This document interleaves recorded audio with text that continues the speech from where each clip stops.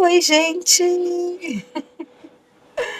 Bom dia, boa tarde, boa noite. A hora que você estiver me ouvindo, deitada na sua cama, dirigindo seu carro, tomando banho. Que o Senhor te abençoe e te guarde, que você tenha um dia maravilhoso. E que o Senhor fale com você aqui no Toque de Clay. Eu sobrevivi, como vocês podem ver. Foi dois furinhos, um da anestesia e o outro da punção, né, para fazer a biópsia. Deu tudo certo, tirando a bagunça que eu arrumo lá, porque eu morro de medo da dor, mas não doeu, graças a Deus. Obrigado por todas as orações, por todos os clamores, obrigado. Vocês foram muito importantes para mim, foi muito legal. Eu não costumo contar essas coisas aqui para vocês, né? O canal é só de leitura bíblica mesmo. E eu tava com uma cara horrorosa aquele dia, muito assustada, com medo. E eu resolvi falar e foi a melhor coisa que eu fiz. Muito obrigada. Foi muito bom, né, ver tanta gente me desejando coisas boas, palavras boas. Eu acho que eu vou ficar viciada nisso. Gostei muito, muito obrigada. Fizeram muito bem para mim. Quando eu estava lá, que eu lembrei, e depois quando eu saí, que eu fui ler as mensagens. Isso, nossa, me dá uma sensação de propósito, sabe? É muito legal. É muito legal ser amada por pessoas que nem me conhecem. Pelas que me conhecem também, né? Mas as pessoas que não me conhecem é muito diferente, né? É legal isso, é muito bom. O Toque de Clá é feito só para leitura bíblica mesmo, por isso que eu não misturo as coisas, raramente falo alguma coisa. A ideia é foco na palavra de Deus. Depois que eu acabar os livros da Bíblia, eu não sei se eu vou começar de novo, não sei o que vai acontecer, mas o futuro a Deus pertence, né? Vamos lá. Em Tessalonicenses, que nós terminamos ontem, o Paulo ensina aquela igreja que era uma igreja bebezinha, estava tomando leitinho ainda, né? Ele ensina que eles não precisam ter medo do futuro. Ele fala sobre a volta de Cristo, para a gente não ficar aterrorizado com esses rumores de guerra, igual nós estamos vivendo aqui. Ainda não é o fim, é o princípio do fim. E ele explica isso sobre a morte, ele fala sobre várias coisas muito legais, ensinando, instruindo aquela igreja. E agora nós vamos ler 1 Coríntios, capítulo 1. Coríntios, eles são adolescentes, eles já não são mais aquelas criancinhas que estavam tomando leite lá em Tessalonicenses. Eles são mais adolescentes para adultos, são mais maduros, e nós vamos aprender a ter uma fé madura, a aprender realmente sobre a fé, sobre essas coisas. É um livro muito rico. São dois livros. 1 Coríntios tem 16 capítulos. Esse primeiro capítulo aqui tem 31 versículos, é um capítulo grande. O segundo livro, 2 Coríntios, tem 13 capítulos. Então, vocês vão ficar comigo aqui nessas temporadas por 29 dias. E vai ser muito legal, tenho certeza disso. Deus é fiel, Ele não falha com a gente, Ele sempre faz o melhor para nós. E eu sou a experiência própria disso, eu sou a prova própria de que o Senhor vai com a gente, mesmo que a gente está com muito medo, muito aterrorizada pelo medo de uma agulha do tamanho de um lápis. A gente passa por aquele momento ali e a gente fica até envergonhado de ficar com medo. Que você sinta vergonha das coisas que você não fez, e aí quando você decide fazer, você fala, nossa, por que eu não fiz antes? Vamos começar, nós vamos ler aqui, ó, como eu sempre leio, a introdução dessa Bíblia. Essa Bíblia aqui é a Bíblia de Transformação Pessoal na nova linguagem, na nova tradução da linguagem de hoje. É uma Bíblia bem coloquial, de uma linguagem simples, para que todo mundo possa entender. Tem o link aí de baixo, o link do melhor preço no Mercado Livre. Eu sempre coloco nas redes sociais, porque é o melhor lugar na capa de couro, não é capa de papelzinho, é capa de couro. A minha tá toda lascada, mas a capa é de couro. E eu deixo o link aí para vocês. Vamos ver a música aqui que a gente vai cantar. Eu tava aqui orando. Até eu abrir essa câmera aqui, eu já fiz muita coisa. Eu orei, já pedi a Deus para falar com o meu coração. Eu só não lia a Bíblia. Eu não leio a Bíblia para poder ler junto. Eu gosto desse momento até hoje, né? Talvez eu mude de ideia, mas até agora eu gosto de ler junto. Mas eu orei, pedi a Deus para revelar uma música legal para a gente ouvir. Pedi a Deus para falar no coração de vocês. Pedi a Deus para abençoar a vida de cada um que ganha esse tempinho ouvindo a palavra de Deus, né? Porque a fé, ela vem pelo ouvir, e ouvir a palavra de Deus. E a música que a gente vai ouvir é Fundo Musical para Sentir a Presença do Espírito Santo. Ele é baseado em 1 Coríntios 13, capítulo 13, que é o capítulo do amor, né? Alguns que já conhecem a Bíblia sabem que o Coríntios 13 é maravilhoso. Renato Russo até fez uma música sobre Coríntios 13, né? Ainda que eu falasse a língua dos índios e tal. E essa música é baseada nisso, que o Senhor fale no seu coração, que você realmente sinta a presença do Espírito Santo enquanto a gente estiver lendo essa temporada. É a temporada 45, mas é o livro 41, porque no Spotify eu fiz outras temporadas de Páscoa, de Natal, por isso que a gente está na temporada 45. Mas o livro da Bíblia é o 41. Faltam pouquinhos para a gente terminar as leituras. Então vamos ler aqui, vamos começar. Que o Senhor nos abençoe, nos guarde, que a gente tenha um momento muito abençoado pelo Senhor. Que não seja um momento em vão. E que vocês estejam me ouvindo bem aí, que eu nem testei o microfone. Introdução. Paulo escreveu essa carta aos cristãos da cidade de Corinto, a fim de tratar de vários e sérios problemas que tinham aparecido na igreja. O próprio Paulo havia fundado a igreja de Corinto na sua segunda viagem missionária, quando passou 18 meses naquela cidade. Lá em Atos, capítulo 18, nós lemos isso. Nós assistimos isso aqui, chegando lá. Havia problemas a respeito de doutrinas e da vida cristã. A igreja tinha se dividido em vários grupos, e Paulo procura levá-los a resolverem as suas diferenças e a voltarem a serem unidos, como uma igreja de Cristo deve ser. Eles estavam brigando, fazendo dissensão, cada um grupo. Ah, eu quero isso, eu quero aquilo, aí faz um grupo, quem gosta daquilo, aquela história que a gente já conhece. E nada é novo, né? Os cristãos de Coríntios haviam escrito a Paulo pedindo a sua opinião sobre vários assuntos. E do capítulo 7 em diante, Paulo diz o que pensa a respeito desses assuntos. Uma das questões mais discutidas, era a respeito dos dons espirituais, dos dons do Espírito Santo. Assunto tratado nos capítulos 12 e 14. É nesse contexto que aparece o hino ao amor cristão, que é o capítulo 13, o hino do amor. Uma das passagens mais conhecidas do livro. No capítulo 15, apresenta com clareza a doutrina da ressurreição. Além da questão a respeito da doutrina, Paulo se preocupa também com a oferta que ele está recolhendo para levar aos cristãos necessitados da Judéia. O apóstolo termina a carta com saudações pessoais, que é o capítulo 16. Vamos lá. Bem-vindos à temporada 45 do Tome de Glória. Obrigada. Eu, Paulo, que fui chamado pela vontade de Deus para ser apóstolo de Cristo Jesus, escrevo junto com os irmãos Sóstenes, essa carta à Igreja de Deus que está na cidade de Corinto. Escrevo a todos os que pela sua união com Cristo Jesus foram chamados para pertencerem ao povo de Deus. Essa carta é também para aqueles que em todos os lugares adoram o nosso Senhor Jesus Cristo, Senhor deles e nosso. Então essa carta é para nós também. Tá vendo? Ela está grifada aqui na minha Bíblia, essa parte. Essa carta também é para aqueles que em todos os lugares adoram o nosso Senhor Jesus Cristo. É o Senhor deles e o Senhor nosso também. Então, é para nós essa carta. Substitua os nomes pelo seu nome. Que a graça e a paz de Deus, o nosso Pai, e o Senhor Jesus Cristo estejam com vocês. Eu sempre agradeço ao meu Deus por causa da graça que Ele tem dado a vocês por meio de Jesus Cristo. Por estarem unidos com Cristo Jesus, vocês foram enriquecidos em tudo, tanto no dom de anunciar o Evangelho, como no dom da sabedoria espiritual.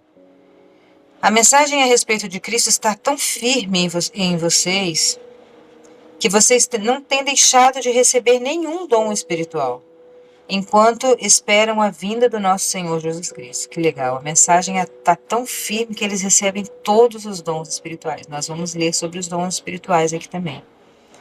Cristo vai conservá-los firme até o fim, para que o dia da volta do nosso Senhor Jesus Cristo, vocês não tenham culpa em nada. Deus é fiel e chamou vocês para que vivam em união com seu Filho Jesus Cristo, o nosso Senhor. Irmãos, peço pela autoridade do nosso Senhor Jesus Cristo que vocês estejam de acordo no que dizem, que não haja divisões entre vocês. Sejam completamente unidos num só pensamento, numa só intenção. Ai, que lindo, né? Um só pensamento, numa só intenção. Difícil. Pois, meus irmãos, algumas pessoas da família de Chloe, olha, tem o nome Chloe na Bíblia, eu não sabia. Chloé. Algumas pessoas da família de Chloé me contaram que há brigas entre vocês. O que eu quero dizer, e é isso que eu tô rindo, porque Paulo já fez a fofoca aqui, né? Paulo entregou o fofoqueiro, né? Ele falou, ó, algumas pessoas lá da família de Cloé me contaram algumas coisas entre vocês. É uma fofoca, né? Denunciando ainda. O que eu quero dizer com isso? Cada um de vocês diz uma coisa diferente. Um diz, eu sou de Paulo. O outro diz, eu sou de Apolo. E o outro, eu sou de Pedro. E ainda outro, eu sou de Cristo. Por acaso Por acaso Cristo foi dividido em várias partes? Será que Paulo morreu crucificado em favor de vocês? Ou será que vocês foram batizados em nome de Paulo?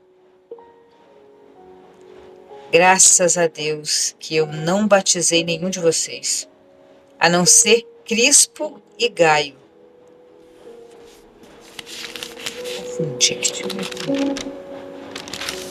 Você vê que o Paulo, né, ele mesmo está falando. Ele fala assim, será que eu, Clay, morri por causa de vocês? Você está falando de mim? Vocês têm que falar de Cristo. É isso que ele está falando. Graças a Deus que eu não batizei vocês, só Crispo e Gaio. Assim, ninguém pode dizer que vocês foram batizados em meu nome. Ah, sim, batizei também Estefanas e a família dele. Mas não me lembro de ter batizado mais ninguém.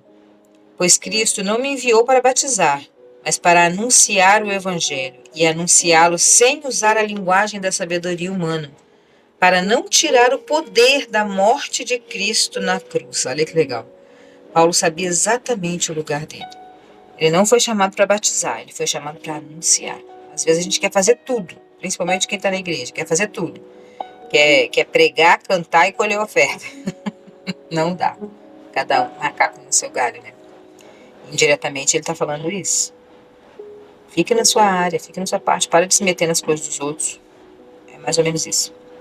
De fato, a mensagem da morte de Cristo na cruz é loucura para os que estão se perdendo, mas para nós que estamos sendo salvos é o poder de Deus. Assim, esse versículo é famosíssimo. Famosíssimo, famosíssimo. Para as pessoas ser crente, ser cristão, servir a Deus, dedicar a vida a Cristo, dedicar a vida às coisas do Senhor, é loucura. Você está tão jovem. Quando eu era mais nova, eu ouvia muito isso. Você é tão jovem, para de mexer no negócio de igreja, para quê? Para eles é loucura, mas para nós que estamos sendo salvos, é o poder de Deus, é o poder de Deus que habita em nós. É maior do que nós. É lindo demais. Glória a Deus por isso. As Escrituras Sagradas dizem, destruirei a sabedoria dos sábios e acabarei com o conhecimento dos instruídos. Pessoas que só pensam em estudar, em ser sábio, ficar louca estudando, tipo eu mesmo. Eu sou assim, eu estudo muito, estudo demais até, mas aqui ele está falando que as pessoas que se acham demais, que estudam demais para pisar nos outros, para ofender os outros, que estudam tanto que acham que são maiores que Deus. É sobre isso aqui. Aí ele fala, eu vou destruir a sabedoria dos sábios e eu vou acabar com o conhecimento dos instruídos. Porque, vamos ler aqui. Então, o que poderão dizer os sábios e os instruídos? O que vão dizer os grandes oradores desse mundo? Deus tem mostrado a sabedoria desse mundo é loucura. Deus tem mostrado que a sabedoria deste mundo é loucura. Olha que coisa. Toda a sabedoria desse mundo é loucura. A sabedoria, ela leva para a ganância, para o orgulho. Se vocês observarem bem, a pessoa que é muito sábia, ela é gananciosa, ela quer dinheiro e ela é orgulhosa também. Tem pobre também que é assim, né? E tem burro também que é assim. O diabo que opera em um, opera em todos, né? Mas nesse caso aqui, Paulo está falando sobre isso. Sobre a sabedoria ser loucura. A sabedoria desse mundo é loucura. Pois Deus, na sua sabedoria, não deixou que os seres humanos o conhecessem por meio da sabedoria deles. Pelo contrário, ele resolveu salvar aqueles que creem e fez isso por meio da mensagem que anunciamos, que é chamada de louca. Os judeus pedem milagres como prova e os não-judeus procuram a sabedoria. Mas nós anunciamos Cristo crucificado. Ele é um capítulo muito explicativo, né? Sobre sabedoria, essas coisas. Os judeus, eles procuram milagres como prova. Os não-judeus, eles querem a sabedoria. Mas nós pregamos Cristo crucificado. Nós acreditamos no plano de salvação de Deus desde o começo, desde o princípio de tudo. Desde tudo, assim, Deus não ia fazer uma obra-prima tão maravilhosa que somos nós, o ser humano em si, cada detalhe, cada coisa que a gente estuda assim, no corpo humano, a gente fica mais chocado com a criatividade, com o poder de Deus mesmo. Deus não ia criar tudo isso que Ele criou, que somos nós, e depois jogar fora por causa de um pecado lá no começo de tudo. Aí na mesma hora que aquilo aconteceu, Deus teve essa ideia: vou mandar meu filho para morrer por eles, para ser o cordeiro que tira os pecados do mundo. Jesus deu seu sangue por nós, para que a gente fosse salvos. Desde o primeiro segundo que a gente pecou, lá no começo, lá no Éden, Deus já teve essa ideia. E aí eles falam, os judeus procuram milagres como prova, os não-judeus procuram sabedoria, mas nós pregamos o Cristo crucificado. Uma mensagem que para os judeus é uma ofensa e para os não-judeus é uma loucura. Mas para aqueles que têm Deus, mas para aqueles que Deus tem chamado, tanto judeus como não-judeus, Cristo é o poder de Deus, aleluia. E a sabedoria de Deus, glória, glória, glória, glória a Deus. Pois aquilo que parece ser a loucura de Deus é mais sábio do que a sabedoria humana. Aquilo que parece ser fraqueza de Deus é mais forte do que a força humana. Então, o que é loucura é muito mais sábio do que a sabedoria humana. E o que é forte, e aquilo que parece loucura é mais sábio do que a sabedoria humana. E aquilo que parece fraqueza de Deus é mais forte do que a força humana. A fraqueza de Deus é mais forte do que toda a nossa força. Ele é muito grande. É imensurável. É tudo. Agora, meus irmãos, lembre-se do que vocês eram quando Deus os chamou. Lembre do que vocês eram quando Deus os chamou. Esse versículo me lembra aquele hino. Quero voltar ao início de tudo. Eu até pensei em colocar ele. É Primeiro Amor. Lembrem de vocês, irmãos, lembrem do que vocês eram quando Deus os chamou. Do ponto de vista humano, poucos de vocês eram sábios ou poderosos ou de famílias importantes. Para envergonhar os sábios, Deus escolheu aquilo que o mundo acha que é loucura. E para envergonhar os poderosos, Ele escolheu o que o mundo acha fraco. Para destruir o que o mundo pensa que é importante, Deus escolheu aquilo que o mundo despreza. Acha humilde e diz que não tem valor. O mundo despreza, acha humilde e acha que não tem valor. Isso quer dizer que ninguém pode ficar orgulhoso, pois sabe que está sendo visto por Deus. Porém, Deus uniu vocês com Cristo Jesus e fez com que Cristo seja a nossa sabedoria. E é por meio de Cristo que somos aceitos por Deus. Nos tornamos o povo de Deus e fomos salvos. Portanto, como as Escrituras Sagradas dizem, quem quiser se orgulhar, que se orgulhe daquilo que o Senhor faz. Que capítulo maravilhoso. Glória a Deus, glória a Deus. Esse capítulo, ele fala diretamente no nosso coração. Se você está se sentindo fracassado, humilde demais, pobre demais, burro demais, fraco demais, se você está se sentindo desgastado demais, velho demais ou jovem demais como Timóteo. O Senhor está falando nessa palavra aqui, nesse momento aqui, o Senhor está falando com a gente assim: eu escolhi você, eu escolhi o fraco, eu escolhi o errado, eu escolhi as coisas que as pessoas desprezam, eu escolhi aquele que ninguém imagina, para que a glória dele fosse sobre nós, para que a glória dele aparecesse, não a nossa própria força, a nossa própria inteligência. Então o Senhor pega uma pessoa humilde, simples como nós, como eu aqui. Quem diria que eu ia falar para mais de 100.000 pessoas no meu celular? Nunca, nunca, nunca. Mas isso que ele fez comigo é para que a glória dele florescesse, para que a glória dele aparecesse e não a minha. A gente tem que ter completa noção de que não somos nada, mas o Senhor nos ama e nos escolhe exatamente por isso, exatamente porque não somos nada. Aquelas pessoas que são muita coisa estão querendo ser escolhidas por Deus. Deus escolheu as pequenininhas, as mais humildes, as mais simples, para confundir a sabedoria humana. Porque a menor sabedoria de Deus é 1000 vezes maior do que a nossa maior sabedoria. É isso que está falando aqui. E é isso, guarda essa palavra no seu coração, que seu coração fique bem quentinho. Você saiba que por menor que você seja, por mais que você se sinta indigno no seu trabalho, na sua casa, na sua vida, na sua família, no seu condomínio, seja onde for, Deus quer você exatamente por isso. A sua maior fraqueza é a glória de Deus.